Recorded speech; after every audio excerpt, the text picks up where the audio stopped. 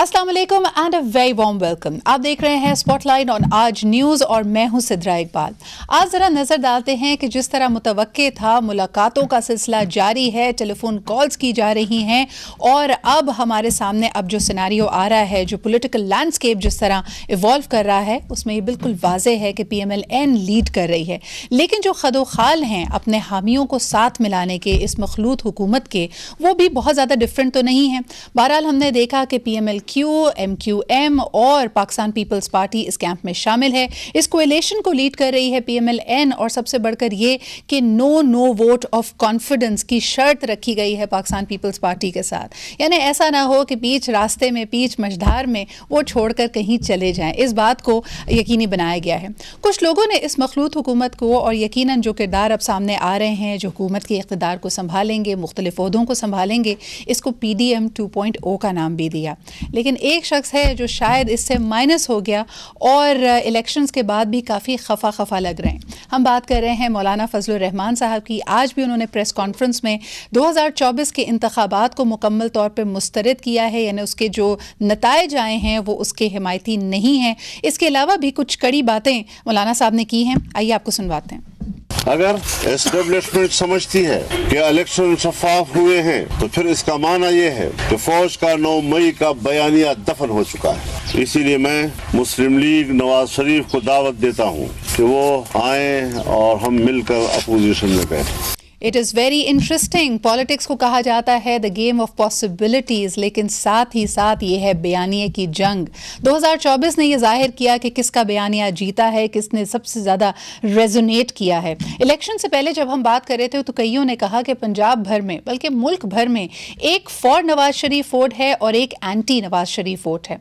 नवाज शरीफ साहब ने और शहबाज शरीफ साहब ने इस बात पर भी रोशनी डाली थी कि अगर सिंपल मेजॉरिटी मिलती है तो यकीनन चौथी दफ़ा भी वज़ीर आज़म नवाज शरीफ साहब होंगे। लेकिन अब ऐसा लग रहा है कि तमाम जो ज़मीनी हकायक हैं वो इस तरफ इशारा कर रहे हैं कि शहबाज शरीफ साहब मुंतखबा यानी इस हुकूमत के यकीनन वज़ीर आज़म होंगे और फरवरी के आखिरी हफ्ते में नई ये जो नेशनल असम्बली के अरकान हैं इनका पहला इजलास मुतवक्के है।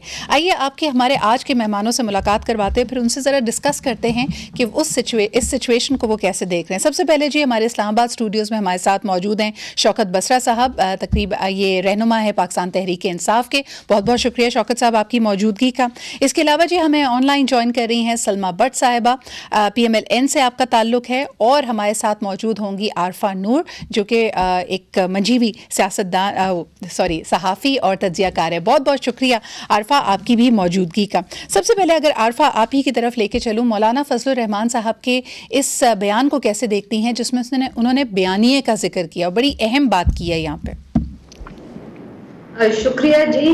बयानिए का तो मेरे ख्याल में जैसे आपने खुद भी जिक्र किया कि अब हमारी सियासत जो है उसका जब भी हम तज्जिया करते हैं या उस पर बात करते हैं तो हम बयानियों पर ही चले जाते हैं। पॉलिसीज है, पॉलिसी ऑप्शंस क्या है, जमातें जो है उनका नजरिया क्या है, उनकी इकोनॉमिक पॉलिसी या मुआशी पॉलिसी क्या है, ये ना जमातों को खुद मालूम है और ना लोगों को मालूम है। तो इसलिए हम सिर्फ बयानिए की अब बात करते हैं। और मौलाना साहब भी अब साफ जाहिर है कि एक ऐसी जमात जिसकी किसी जमाने में तो एटलीस्ट जो तकरीबन ज्यादातर लीडरशिप हमें नजर आती थी वो मदरसे के जो मौलाना होते थे, मौलवी हजरात होते थे, जमीयत उलमाए पाकिस्तान जो उनका नाम है, मगर वो भी अब बयानिए की ही बात कर रहे हैं। तो ये तो मेरे ख्याल में हम कह सकते हैं कि हमारी सियासत की अब क्या कहे बदकिस्मती है, कमजोरी है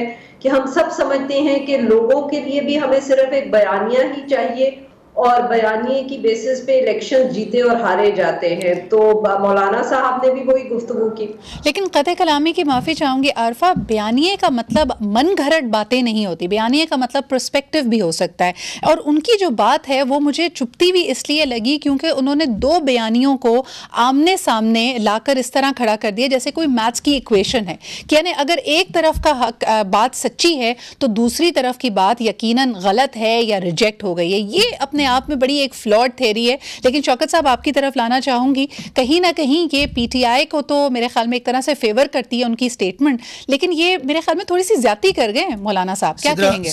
जो कुछ भी हो रहा है आप कर रही हैं, पीटीआई को फेवर कर रही है।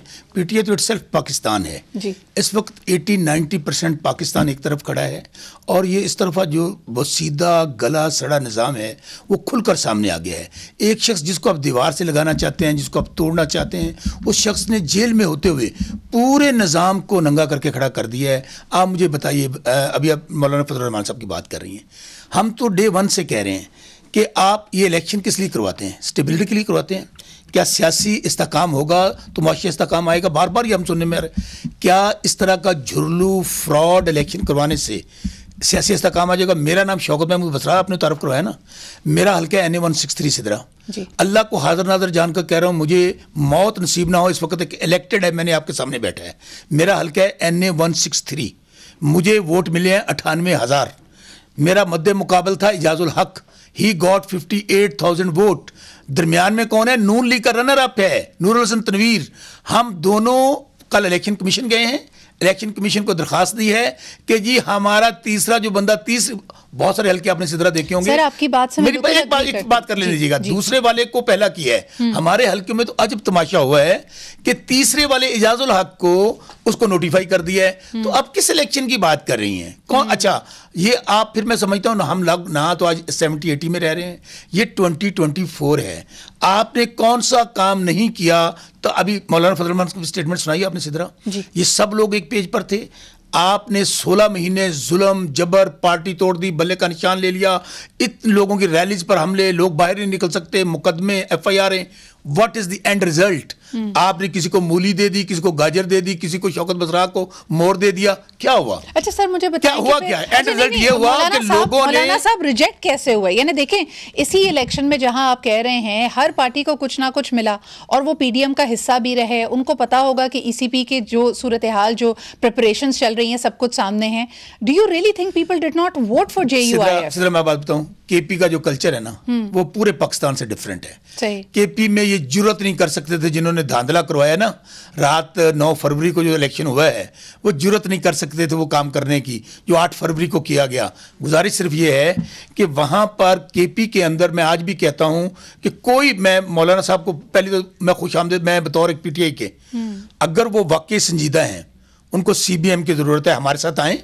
वो समझते हैं अगर धांधला हुआ है तो आए हमारे साथ मिलकर। हम तमाम उन जमातों को दावत दे रहे हैं, खा वो लब्बैक है, खा वो जमात इस्लामी है, खा वो जो भी जमातें हैं जो ये समझती हैं, क्योंकि हम कन्विंस्ड हैं। शौकत साहब, मुझे ब्रेक पे जाना पड़ेगा, मैं सिर्फ सलमा से एक छोटा सा सवाल करना चाहती हूं। जी बताइए। हमारी 170 सीटें 170 सीटें हमें अगर वापस ना की गई जी, दमादम मस्कल अंदर, तो वो कह रहे हैं ना, हम आपको क्लियरली आपके प्रोग्राम में कह रहा हूं, अगर हमें इस निज़ाम से कोशिश करेंगे निज़ाम में रहते हुए इंसाफ करने की, हम पार्लियामेंट में बैठने जा रहे हैं, हुकूमत बनाने जा रहे हैं, लेकिन कोई गलत फहमी में ना रहे, किसी सूरत हम इसको बर्दाश्त नहीं करेंगे।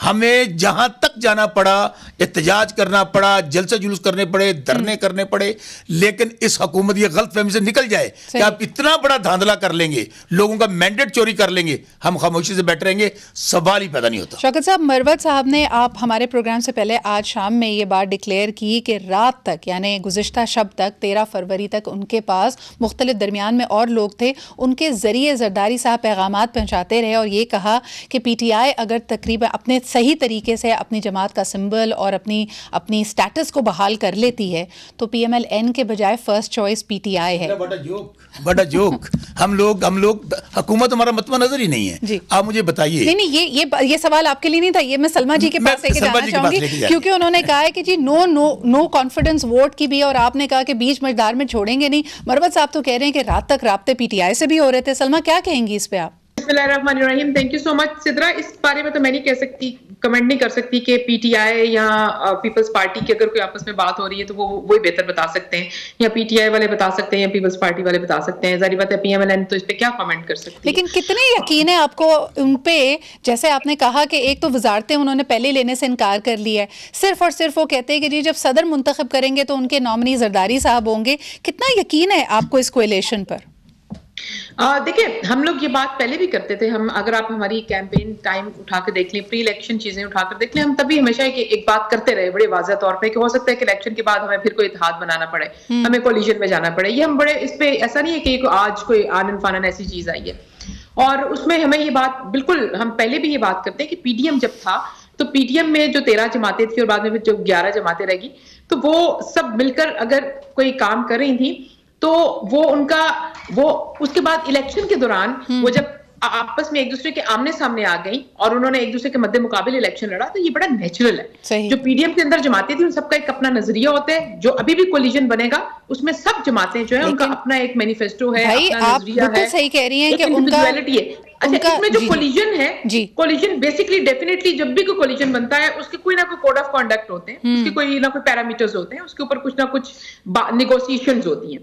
तो वो निगोशिएशंस के बाद ही कोई चीज सामने आती है। और ये जो कोलिजन बन रहा है या कोलिजन गवर्नमेंट बन रही है, वो एक जाहिर बात है in the best interest of the country बन रही है ना। लेकिन मैम कुछ ऐसे लोग लग रहा है कि ज्यादा अच्छी नेगोशिएशन या कड़ी नेगोशिएशन कर रहे हैं। एक तरफ पाकिस्तान पीपल्स पार्टी कहती है हमें कोई विफाकी वजारत नहीं चाहिए, दूसरी तरफ 17 सीटें लेके एमक्यूएम के बारे में अभी ये बात बाज़गश कर रही है कि 3 से 5 विफाकी वजारतों पे उनकी नजर है। इसका जवाब मैं आपसे एक छोटे से ब्रेक के बाद लेती हूँ और इस पर बात भी करते हैं कि भाई वजारतों का क्या क्राइटेरिया होगा। पहले ही पीडीएम के हवाले से ये बात मशहूर है कि एडवाइजर्स टू द पीएम, वजारतें, बहुत बड़ी कैबिनेट थी और यानी इससे बड़ी कैबिनेट हमने पाकिस्तान की हिस्ट्री में नहीं देखी थी। तो क्या इस दफ़ा कैबिनेट छोटी होगी, लेकिन कोalition गवर्नमेंट में ये भी मुश्किल होता है करना। इस पर बात करते हैं जी एक छोटे से ब्रेक के बाद। Welcome back after the break से पहले हम यही बात कर रहे थे कि 17 सीटें लेने के बाद एमक्यूएम एक अपने आप को चौथी बड़ी कौमी जमात के तौर पे इस्टेब्लिश कर रही है और साथ ही साथ इस हुकूमत का जब हिस्सा बन रही है तो कॉरिडोर्स में, पावर कॉरिडोर्स में बात की जा रही है कि 3 से 5 वफाकी वजारतें शायद अपने नाम करेगी और एमक्यूएम के ओहदेदारान को, कारकुनान को, एमएनएस को आप उस पर देखेंगे। सलमा जी, सबसे पहले इस पर कॉमेंट आपका, ये कितना सूटेबल होगा इस स्ट्रक्चर के लिए, क्योंकि ये कोई पीडीएम या 16 माह की हुकूमत नहीं है, we looking at the long term. ऐसी अच्छी अंडरस्टैंडिंग है एमक्यूएम के साथ पीएमएलएन की? जी बिल्कुल, हम लोग बहुत सारी पॉलिटिकल पार्टीज के साथ हमारी निगोशिएशन चल रही हैं और हम बात करें, क्योंकि हम कोलिजन गवर्नमेंट की जब बात करें बहुत सारे वफद हमें मिल रहे हैं, हम उनको मिल रहे हैं, फोन कॉल्स हो रही हैं, सारी हकीकतें हैं और हम हर रोज देखते हैं सामने। और जहां तक रहा आपका सवाल, जारी बात है कोलिजन गवर्नमेंट में आप बहुत सारे फैसले खुद अकेले नहीं कर सकते ना, आपको बातचीत कर सबके मुशावरत के साथ सबको साथ लेकर चलना है। कोलिजन गवर्नमेंट चलाना बिलाशुबा एक मुश्किल काम है, इतना आसान नहीं है जितना कि एक सिंपल मेजोरिटी से कोई भी पार्टी अपनी हुकूमत चला सकती है। उसके फिर मुकम्मल तौर पे फैसलों के जिम्मेदार वो उसको ठहराया जा सकता है। लेकिन कोलिजन में हमेशा ये होता है कि होना तो ये चाहिए असूली तौर पे कि जाहिर बात है कोलिजन में जो सारे फैसले होते हैं उसका जो क्रेडिट होता है वो भी अच्छे फैसलों का वो सबको जाता है। और अगर खुदा ना खासा कोई चीज, कोई लैशबैक आता है, कोई सेटबैक आता है, तो वो भी शायद सब पे डिवाइड होता है और असूली तौर पर होना चाहिए। और आप एक्सपेक्ट कर रहे हैं कि कोई बैकलैश आएगा इस बात पे कि वोट आप लोगों ने नवाज शरीफ साहब के नाम पे लिए थे, अब क्योंकि सिंपल मेजोरिटी नहीं है तो वजीर आजम शहबाज शरीफ साहब बनेंगे, वजीर आला के लिए नामजद हो रही हैं मरियम नवाज साहिबा, इसके लिए कुछ एक्सपेक्टेशंस है आपकी बैकलैश आने की? और खास तौर पे इस सवाल का तनाजुर ये होगा सलमा कि चलें ठीक है, आपकी पीएमएलएन की लीडरशिप ने अपनी सीट्स को बहाल रखा है और वो जीते भी हैं इलेक्शंस, लेकिन गुजरावाला, सियालकोट, फैसलाबाद, यानी यहाँ पे हारना, पीएमएलएन इस पे क्या इंट्रोस्पेक्शन कर रही है? जी सिद्रा, देखिए जो जहां तक रहा सवाल के शहबाज शरीफ साहब प्राइम मिनिस्टर के लिए नामजद हो चुके हैं हमारी पार्टी की तरफ से और मरियम नवाज शरीफ साहिबा जो है वो वजीर आला पंजाब के लिए नामजद हो चुकी हैं, तो ये पार्टी का फैसला है और ये फैसला हमारे कायद की ने ही इसका इन दोनों को नामजद किया, तो इस पे हमारी पूरी कॉन्सेंट है। बिल्कुल, अगर आप मेरी ख्वाहिश पूछे तो जाहिर बात है मेरी भी, अगर आप मुझसे पूछती हैं कि मेरी ख्वाहिश क्या है, तो मेरी ख्वाहिश ये जरूर है कि आज भी वजीर आजम जो है वो नवाज शरीफ हों, क्योंकि मैं बड़ी ओपनली बात एडमिट करती हूँ कि पाकिस्तान के लिए इस वक्त नवाज शरीफ से बेहतर कोई ऑप्शन नहीं थी, क्योंकि पाकिस्तान जो है वो मईशत की जिस गिरदाब में जा चुका है, जिस तरह से हम फंस चुके हैं, हमें एक मैच्योर सियासी लीडर की जरूरत है जिसके पास एक पॉलिटिकल विजन भी और जिसके पास एक मुआशी विजन भी। अच्छा, ये बड़ा इंटरेस्टिंग आपने बात कही है। हाँ जी, ये बात मैं शौकत साहब आपके पास लाना चाहूंगी। बिलावल भुट्टो जरदारी कहते हैं कि सदर के ओहदे के लिए और जिस नहज पे पाकिस्तान है उसमें बेहतर नाम जरदारी साहब से बेहतर नहीं है। पीएलएमएन के हिमायती और यकीनन शरीफ खानदान भी ये मानता है कि नवाज शरीफ साहब से बेहतर वजीर आजम या शहबाज शरीफ साहब से बेहतर ऑल्टरनेटिव नहीं हो सकता। ये परफॉर्मेंस बेस्ड है, ये बयानियां है, ये ख्वाहिश है? आप कैसे देखते हैं? Thank you very much. I think कि आपने सबसे इंपॉर्टेंट क्वेश्चन ना प्रोग्राम का भी किया है। ये बंदर बांट है, ये सब थाली के चट्टे बटे हैं। ये वही 16 पार्टियां पीडीएम चोरों का टोला है जिन्होंने इस कौम को चूना लगाया और कहा कि हम आएंगे। इमरान खान ने हुकूमत को डुबो दिया, इमरान खान ने मुल्क डुबो दिया, हम आएंगे, पेट्रोल सस्ता मिलेगा, बिजली सस्ती मिलेगी, खाने पीने की चीज़ सस्ती मिलेंगी। क्या हुआ? बेड़ा गर्क करके रख दिया। और अभी भी ये जो इंटरिम गवर्नमेंट है, ये इनके पिट्ठू हैं। इन्होंने इलेक्शन करवाया है। ये वो कह रहा है, एक कह रहा है मेरा अब्बा जो है वो सदर होगा, एक कहता है कि मेरी बेटी है वो वज़ीर आला होगी, दूसरा कहता है मेरा भाई जो है वो वज़ीर आज़म होगा। वो अब अच्छा एमके वाले कहते हैं हमें ये हिस्सा दे दो। वो जैसे माले गनीमत लूटते हैं ना जब डाकू, तो माले गनीमत में से हिस्सा बांटा जाता है। वो फलां डाकू कहता है ये मेरा हिस्सा दे दो, फलां डाकू कहता है ये मेरा हिस्सा दे दो। इन्होंने पाकिस्तान को माले गनीमत समझा हुआ है। नहीं, मेरी बात मुकम्मल होने दीजिएगा। बड़े दुख की बात है कि आज भी हम समझ नहीं पा रहे कि हम मुल्क को किधर लेके जा रहे हैं। आप बार बार इलेक्शन की, ये कोई इलेक्शन नहीं था, पहली बात तो ये समझ लें। इनको ये इलेक्शन करवाना नहीं चाहिए था। इस इलेक्शन से पाकिस्तान को इतना नुकसान हुआ है, इतनी अफरा तफरी मचेगी। मैं आपको फिर कहता हूं पूरे पाकिस्तान में धांधला हुआ। मैं तो खुद आपका शिकार बैठा हूं जिसको आपने प्रोग्राम में बुलाया है। मेरा सवाल तो एक सुन लेना छोटा सा। मेरा सवाल आपसे ये है कि लोग ये कह रहे हैं साल 2024 के इलेक्शंस के बाद पहली बड़ी गलती जो कि कुछ सियासी ब्लंडर्स देखिए, तमाम सियासतदान के कोई भी परफेक्ट तो नहीं है, कह रहे खान साहब ने कर दी है। और वो बड़ी गलती ये है कि सीएम की चॉइस हमेशा उनकी क्वेश्चनेबल होती है। मुझे बताएं, अली अमीन गंडापुर साहब, आप खुद कह रहे हैं बकौल पीटीआई का नैरेटिव ये है कि आपके इंडिपेंडेंस जिनके पास सिंबल नहीं था, लोग उनके लिए जौक दर जौक निकले। उसके बाद मिला क्या उनको? आपने अली अमीन गंडापुर साहब की जुबान, उनकी जो चीजें हैं वो हम सबके सामने, किसी से ढकी छुपी नहीं है। पहली बात तो ये है कि अली अमीन गंडापुर पहले क्या होता था, बैरिस्टर गोहर को बना दिया, फिर कहा जी को वो देखें वो जो उस्मान बुज़दार बनाया था, अब अली अमीन गंडापुर। एक बंदा जो इस वक्त जेल में बैठा है उसको पता है कि कौन मेरी पार्टी के लिए बेहतर है। ये फैसला हमें सर, लेकिन रूपोश है ना, पार्टी के लिए नहीं, सीएम बताए ना, सीएम रूपोश हो तो कैसे करेगा? ये वो अली अमीन गंडापुर है जिसने जब यहां पर 2014 में इसी डी चौक में 3 लाशें पड़ी हुई थी, फायरिंग हो रही थी, तो सर पे कफन बांधकर इमरान खान गिर गिर खड़ा था। ये वही अली अमीन गंडापुर है जब ये जुल्म और जबर के पहाड़ तोड़े गए, इसके सर के बाल मुंडे गए, इसको वहां पे थाने में बंद किया गया। आप देखें इमरान खान को क्या कौन चाहिए?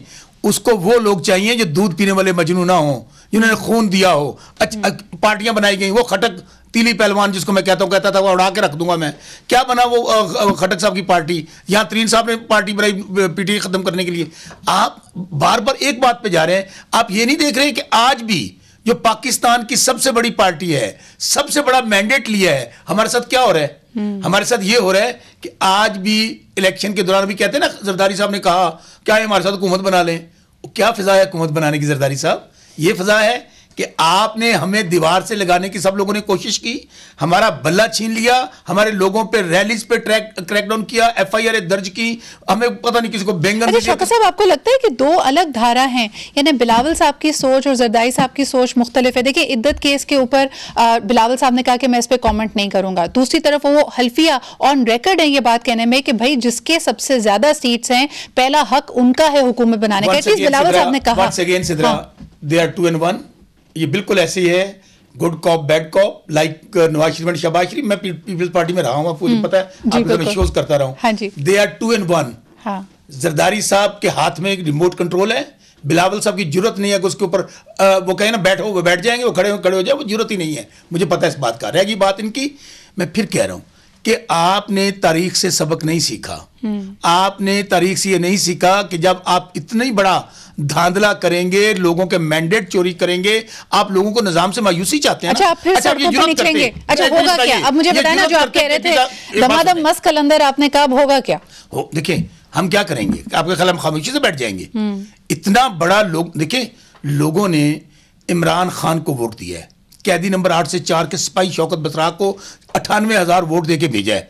मैं चुप करके बैठ जाऊंगा? हमारी 70 सीटें छीनी गई हैं, टोटल 170 सीटें थी, हमें तो किसी की जरूरत ही नहीं थी। इसके बावजूद इतना जुल्म, इतना जबर, कहा यह क्या कि लोग तो निकलेंगे नहीं, लोगों को डरा दिया गया है, मायूस है। मेरा गांव का हल्का है सिदरा, मैं फिर बार बार वहां क्यों लेके जाता हूं, 60% टर्न आउट है, जहां पे लिटरेसी रेट जो है शायद ना होने के बहुत ही कम होगा। आज ये मेरे पास फॉर्म 45 पड़े हैं, पाकिस्तान वालों देख लो, अल्लाह को हाजिर नाजर जानकर कह रहा हूं, अगर मैं गलत बयान, मैं चीफ जस्टिस साहब इसका 100 नोटिस ले लें। कल मैंने चीफ इलेक्शन कमिश्नर से स्टे लिया और स्टे के दौरान आज 3 नंबर पे आने वाले मोहम्मद एजाजुल्लाह को नोटिफाई कर दिया गया। क्या कहते हैं कि बनाना रिपब्लिक, इससे ज्यादा क्या होता है बनाना रिपब्लिक? तो आप जो स्टे ऑर्डर लाएंगे थोड़ा सा हमें इस बारे में भी आगाह कीजिएगा, and I have to head for a break after that. Shaukat साहब, ये फरवरी के आखिरी हफ्ते में इजलास देख रहे हैं नए अरकान असेंबली का, तो जिन पे आप स्टे ऑर्डर ले आएंगे या जो मुतनाज़ा हो जाएंगे, जिस पे आप लोग बाहर निकलेंगे, ये अरकान जा सकते हैं असेंबली? एक बात ध्यान रखो, 4 हल्के तो पाकिस्तान सीधा कर देता सी, ये तो 70-80 हल्के हैं, 170 हमारे हल्के थे। ये कोई गलत फहमी निकाल दे, ये पाकिस्तान का नौजवान इस वक्त जो पाकिस्तान का मुस्तकबिल है, उसने निकल के, जैसा नया वोटर था, 60 से 70% जो है ना नौजवान है। मेरे हल्के के लोग मुझे पता क्या कह रहे हैं कि बसरा बाहर कब निकलना है। अभी हमारे कायद का ये हुक्म है, कल मुलाकात हुई है रऊफ हसन साहब की, हम गवर्नमेंट फॉर्म करेंगे, केपी में भी करेंगे, इधर अपोजिशन में बैठेंगे, किसी तौर पर इनको ये बात ज़हन नशीं कर लें, इस डाके पे, इस चोरी पे ना अवाम खामोश रहेगी, ना पीटीआई खामोश रहेगी। आप हमें जितना टॉर्चर करना था कर लिया, जितना जुल्म करना था कर लिया, और कर लें, और कर लें। मेरे पास वक्त कम है, आपका पॉइंट ऑफ व्यू आ गया। Salma ji, your quick comment and your response to that before I take a break. देखिए जी, मैं सिर्फ 2-3 बातें कहना चाहती हूँ, बड़ी वाज़ेह है। एक तो इनका ये वतीरा है कि जहां पर ये जीते हैं वहां पे इलेक्शन ठीक है, जहां पर ये नहीं जीत सके वहां पर धांधली है। अब हमने तो नहीं कहा कि गुजरांवाला में धांधली हो गई, हमने तो नहीं कहा फैसलाबाद में धांधली होगी, हमने तो नहीं कहा सरगोदा में धांधली होगी, हमने तो जाके उसको एक्सेप्ट किया, और इसको जाहिर बात है पॉलिटिकल प्रोसेस यही होता है। और दूसरी बात है कि पूरे मुल्क में अगर धांधला होता और हमने किया होता धांधला और हम उसमें शामिल होते, तो क्या हमारे इतने स्टॉलवर्ड जो पॉलिटिकल फिगर्स हैं वो हार रहे होते? क्या हम इन सबको हराते? और ये हमारे घर में इस तरह जहां जहां से सीटें हमने हारी, हम इस तरह हारे होते सेंट्रल पंजाब से। दूसरी चीज ये है, तारीख से सीखने की बात की, तो इन्होंने तारीख से क्या सीखा? आज भी ये धमकियां लगा रहे हैं, आज भी तड़ियां लगा रहे हैं कि हम दमादम मस्कल अंदर कर देंगे, हम चैन से नहीं बैठने देंगे, हमारी सीटों को ये हो गया। में इनका काम है सिर्फ झूठ बोलना, शोर मचाना, इंतशार फैलाना, फिसाद फैलाना, धमकियां देना, दूसरों को उठ के पढ़ना, ऑफेंसिव किस्म की बातें करके कि नौजवानों को फिर ये यलगार दे रहे हैं। पहले इन्होंने 9 मई करा के नौजवानों को अभी तक जेलों में है, मुकदमे भुगत रहे हैं, लोगों की औलादें और नस्लें जो हैं वो दहशतगर्दी के पर्चे भुगत रही हैं। ये अपने आराम से बैठे हुए मजे करें और आज फिर ये तरगीब दे रहे हैं। मुझे इंतहाई अफसोस हुआ ये गुफ्तगू सुन के कि इन्होंने कुछ, ये कहते हैं दूसरों ने नहीं सीखा। भाई आपने क्या सीखा है? आपने इस मुल्क को तबाह करके, तबाही के धाने पे खड़ा करके, लोगों की इस मुल्क की नौजवान नस्ल तबाह करके आपने क्या सीखा? सलमा जी, ये वही नफरत अंगेजी है जिससे पाकिस्तान को निकलना पड़ेगा। 9 मई के पीछे ये चीखना चिल्लाना बंद करें, ये चीखना चिल्लाना बंद करें, पाकिस्तान आगे नहीं, चीखना चिल्लाना बंद करें, शौकत साहब पे बात करें। नहीं था, हर एक की हकीकत और लोगों का आउटलुक फर्क होता है। आप दोनों का मैं शुक्रिया अदा करना चाहूंगी कि हमारे साथ रहने के लिए, और इंशाल्लाह एक ब्रेक लेते हैं, ब्रेक के बाद वापस आते हैं। आखिरी जो हमारा प्रोग्राम का हिस्सा होगा उसमें रऊफ सिद्दीकी साहब हमारे साथ मौजूद होंगे, जरा एमक्यूएम के पर्सपेक्टिव को भी लेके आएंगे। Stay with us and keep watching spotlight. Welcome back after the break. आप देख रहे हैं स्पॉटलाइट और मैं हूं सिद्रा इकबाल। बात करेंगे एमक्यूएम की, जो साल 2024 के इलेक्शंस इनके लिए बहुत खुशकिस्मत साबित हुए। हमें याद है कि पहले मुशर्रफ के ज़माने में कहा जाता था कि इतनी मकबूल हुई, इतनी पावरफुल हुई एमक्यूएम, इस दफ़ा क्या शराइत थी और क्या वजह थी कि एक दफ़ा फिर हम देखते हैं कि शहरी सिंध ने इंतखाब किया एमक्यूएम का, जिताई इनको 17 सीटें, और अब जब ये कोएलिशन का हिस्सा बनेंगे तो कहा जा रहा है कि 3 से 5 वफाकी वजारतें इनके पास होंगी। हमारे साथ मौजूद हैं सीनियर रहनुमा एमक्यूएम जनाब रऊफ सिद्दीकी साहब। रऊफ साहब, बहुत बहुत शुक्रिया आपकी मौजूदगी का।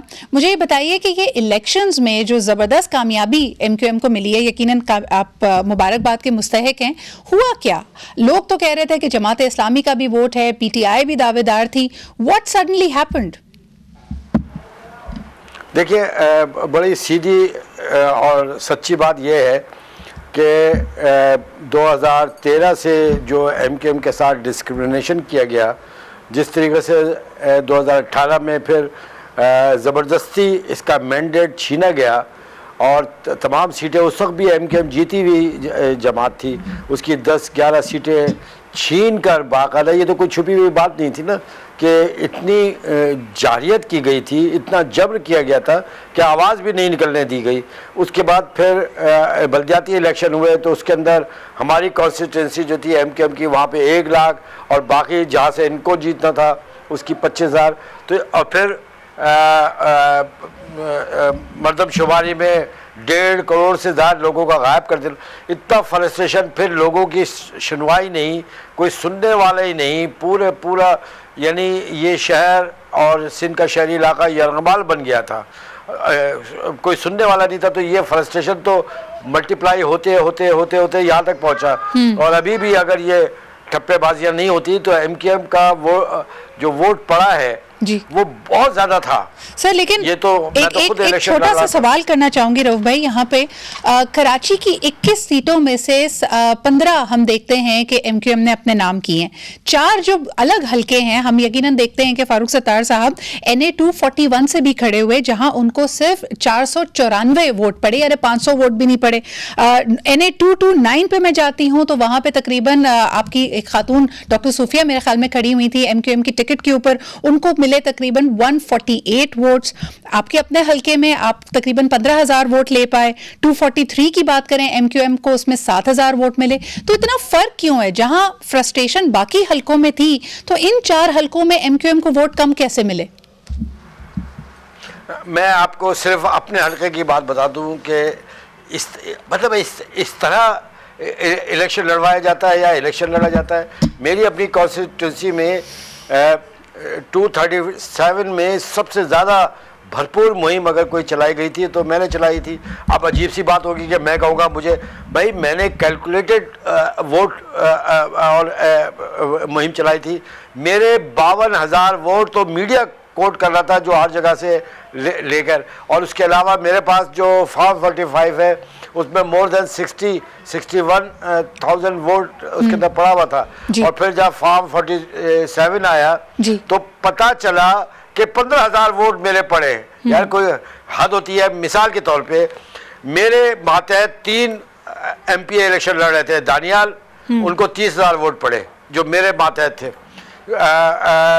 फैसल रफीक, उन्हें 16,000 वोट पड़े। इरफानुल्लाह मरवत, जिसके जगह MKM ने किसी को नहीं खड़ा किया, उन्होंने 20,000 वोट लिए। 66,000 वोट तो ये पड़ा हुआ है, और उसका MLA वो 15,000 वोट ले रहा है, जबकि वो ज़्यादातर पूरा उनके इलेक्शन का दारोमदार मेरी इंतखाबी मुहिम पे था। और फिर पता चला कि जनाब ये क्या हुआ कि ये सारे वोट कहाँ चले गए, और फिर 15,000 वोट डिक्लेयर किए गए। इलेक्शन कमीशन को कम से कम ये आरोप को तो देखना चाहिए। और इतनी खतरनाक र्यूमर है इतनी, और ये कोई छोटे मोटे लोगों की बात नहीं है कि जी पूरा का पूरा इलेक्शन का जो स्टाफ था वो खरीदा गया, वोट ठप्पे मारे गए, फिर 3-4 जगह पे कब्जे किए गए। चलो भाई कब्जे किए, आपने अपने वोट डाले, मेरे वोट को क्यों तबाह बर्बाद किया गया? भाई आपको हराना था, आप वैसे ही कहते थे, मुझे जरूरत ही नहीं डालने की। 2018 साहब की भी एक वीडियो मेरे ख्याल में वायरल हुई है जिसके ऊपर उन्होंने अपना एक बयानिया दिया है। रऊफ भाई, यकीनन ये एक अनफॉर्चुनेट रियलिटी है पाकिस्तान की इलेक्शंस की, लेकिन उससे थोड़ा आगे बढ़ते हैं। मुझे ये बताइए कि जब MQM विक्ट्री स्पीच दे रही थी और अपने तमाम हामियों का शुक्र अदा कर रही थी, वोटर्स का शुक्रिया अदा कर रही थी, आपने कहा फ्रस्ट्रेशन और गुस्सा था, लेकिन साथ साथ कभी जोश खिताबत होती है। लेकिन हमने इस शहर को जलते हुए देखा है जस्ट बिकॉज स्टेटमेंट्स चुपती हुई आ जाएं। मुस्तफा कमाल साहब की स्टेटमेंट जब वो जमाते इस्लामी, और मुझे बड़ी हैरत हुई है सुन के, क्योंकि मुफाहिमत मसलहत पे बिलीव करती है MQM, मुख्तलिफ अदवार देखें। उन्होंने कहा जी निकल जाओ, मैंडेट हमारा है, मालिक हम हैं। ये इन जुमलों से और इस इस्तिलाह से क्या मायने लें हम? अच्छा, मैं आपको कहूँगा इतना तो दरगुजर करना चाहिए कि आप बताइए, बरसा बरस की फ्रस्ट्रेशन, बरसा बरस की अपनी आंखों के सामने ये तबाही हम देख रहे हैं। बरसा बरस से लोग आके हमारे सामने खड़े होते हैं कि एक वक्त ऐसा आ जाता है कि 1-2 जुमले अगर निकल जाए जिसको वो मीन भी नहीं करते, कि मतलब है ये नहीं कि हम कोई मारने पीटने चले जा रहे हैं, लेकिन मसला ये है कि जिनको कहा जा रहा है, आप अंदाजा तो लगाइए कि वो कितना कुछ कह रहे हैं, कितना कुछ तबाह किया, कितना कुछ लूटा गया इस शहर बेमा को। अगर 2-4 जुमले ऐसे निकल भी जाए जो मीन भी ना करते हो, तो इतना तो कम से कम माइलेज देना चाहिए कि भाई आप बहुत नफीस इंसान है, तो आपकी बात पे चले, हम दरगुजर कर देते हैं, आगे बढ़ते हैं। मुझे अगला सवाल आपसे ये करना है कि इस वक्त कहा जा रहा है 3 से 5 वजारतें MQM को विफाक में मिल सकती हैं, और दूसरी तरफ पाकिस्तान पीपल्स पार्टी ने एक उसूली मौक़िफ़ लिया है या पता नहीं क्या, उन्होंने कहा कि जी हमें कोई विफाकी वजारत नहीं चाहिए। हम जानते हैं कि जिन मसाइल की तरफ आप इशारा कर रहे हैं उसमें कहीं ना कहीं सिंध में पाकिस्तान पीपल्स पार्टी और MQM ही आमने सामने होती है। PMLN के लिए आप दोनों ही इंपॉर्टेंट कोएलिशन पार्टनर्स होंगे, आपके मसाइल सुलझाने में सालिस का किरदार अदा करेगी। आप जो सिंध के और कराची के दीरेना मसाइल हैं उसमें हल, या अभी भी हमें लगे कि कराची वाले उसी तरह लावारिस हैं, उनकी कोई सुनवाई नहीं होगी? नहीं, बीबी मैं इस बात का हमेशा से कायल रहा हूँ, ये अभी की बात नहीं है, मैं हमेशा से कायल रहा हूँ कि देखिए फितरी इत्तेहाद अगर कोई बनता है जी तो वो बनता ही पीपल्स पार्टी से है जो सिंध के अंदर है। सिंध के शहरी इलाकों की नुमाइंदगी का मैंडेट इन्हें तस्लीम करना चाहिए था बहुत पहले, और फिर हम कोई दुश्मन भी नहीं थे। इनको जब भी वोटों की ज़रूरत पड़ी प्राइम मिनिस्टर के लिए, वजारत उज़्मा के लिए, और इनकी जब गवर्नमेंट बनी तो हमने ये नहीं किया कि इनके मैंडेट के ऊपर हमने ज़ोर ज़बरदस्ती करके हमने मुस्लिम लीग नून को दिया। बेनज़ीर साहबा जब तशरीफ लाई उनको वोट दिया प्राइम मिनिस्टर के लिए, जबकि हम बैलेंसिंग वोट पे थे। फिर आसिफ ज़रदारी साहब तशरीफ लाए, तब भी हमने इनको फुल फ्लैज हुकूमत के लिए इनको मैंडेट दिया। हर जगह पे हमने फर्स्ट प्रायोरिटी यहीं पे रखी, लेकिन बाइख्तियार फरीक का ये फ़र्ज़ है कि वो उस मैंडेट का भी एहतराम करें जो मैंडेट हमें हासिल है। अच्छा, ये मैंडेट हमें हासिल है, हम उठा के आपको वोट दे देते हैं। अच्छा, प्राइम मिनिस्टर का वोट सिर्फ नहीं देते हम प्रेसिडेंट का भी वोट दिया हमने, हम स्पीकर का भी दे रहे हैं, चेयरमैन सेनेट का भी दे रहे हैं, सारे वोट तो हम इनकी गोदों में डालते रहे। तो उसके जवाब में ये नहीं होना चाहिए कि आप इस तरह डिस्क्रिमिनेशन करें कि आप किसी बात को 2024 से ऑनवर्ड्स कराची की मेयरशिप या सिंध की गवर्नरशिप क्या मिलेगी MQM को? देखिए, मैं तो कह रहा हूं कि ये बुनियादी हक मेयरशिप का MQM ने बायकाट किया था, और ये भी पता है कि उसूली बायकाट था कि 1 लाख की कॉन्स्टिट्यूंसी आपने UC की बनाई और हम जिसमें हम लड़ रहे थे, और 25-25 हज़ार दूसरी, तो ये इलेक्शन ही इल्लीगल था जिसको हुकूमत सिंध ने भी तस्लीम किया। फिर एक लेटर भी लिखा गया कि 50 सीटों के ऊपर ये ज़्यादती हुई है, लिहाजा डीलिमिटेशन की जाए। तो ये डीलिमिटेशन करने के बाद यहाँ पे दोबारा री इलेक्शन होना चाहिए। ये इस तरीके, अगर आप जेन्युइनली चाहते हैं कि ये मुल्क और सूबा तरक्की करे साथ साथ जी, तो आपको ये काम करना पड़ेगा कि हकीकी नुमाइंदों के हवाले किया जाए। अभी जैसा आपने कहा कि वफाक में हमारी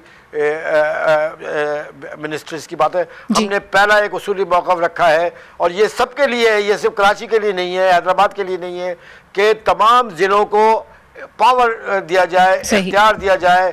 और ये आपकी उसूली ख्वाहिश भी है, और उम्मीद करते हैं कि PMLN इन ख्वाहिशों का पास रखे, और यकीनन ये एक्सपेक्टेशंस जिसकी आप नुमाइंदगी कर रहे हैं वो सिर्फ और सिर्फ MQM की नहीं है, वो पाकिस्तान की, सिंध की और यकीनन शहर कराची की भी हैं। पता नहीं क्या होता है कि वजारत उज़्मा की कुर्सी पे बैठने वाले शख्स को शायद कराची दिखाई नहीं देता, सुनाई नहीं देता। तो अब हम देखते हैं कि अगर 3 से 5 वजारतें MQM के पास होंगी तो उम्मीद ये है कि वज़ीर आज़म कुछ वक्त कराची को भी देंगे, कुछ नजर करम वहाँ पे भी होगी। रऊफ सिद्दीकी साहब हमारे साथ मौजूद थे। तमाम मेहमान जो आज के प्रोग्राम और गुफ्तगू में शामिल रहे उनका बहुत बहुत शुक्रिया। It's a very interesting political landscape and it is yet evolving. एक तरफ हम देखते हैं कि PTI अभी भी ख्वाहिशमंद है विफाक में और पंजाब में हुकूमत बनाने की, लेकिन उनके सामने एक लॉन्ग लिस्ट है, एंड लाइकवाइज जो भी कोएलिशन यानी हुकूमत सामने आती है उसके लिए भी एक लॉन्ग टू डू लिस्ट है। But we'll keep you posted. आज के लिए इतना ही। मुझे यानी सिद्रा इकबाल को इजाज़त दीजिए। Take good care of yourself. खुदा हाफिज़।